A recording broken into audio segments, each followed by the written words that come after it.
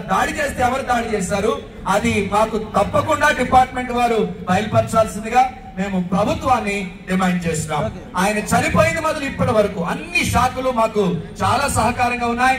మేము శాఖలను నమ్ముతున్నాం, ప్రభుత్వాన్ని నమ్ముతున్నాం, ప్రభుత్వ అధికారులను నమ్ముతున్నాం.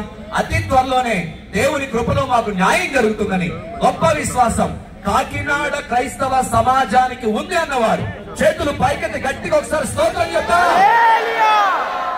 ఈ సమయంలో మరి ఇదంతా కలిపి క్రిస్టియన్ జాయింట్ యాక్షన్ గా మేము చేస్తున్నాం.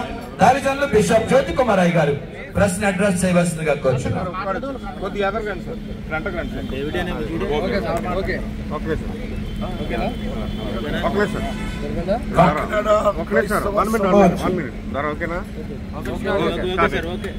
కాకినాడ క్రైస్తవ సమాజమును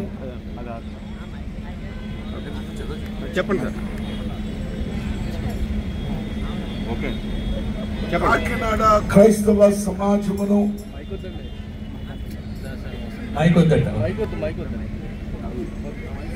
చెప్పండి సార్.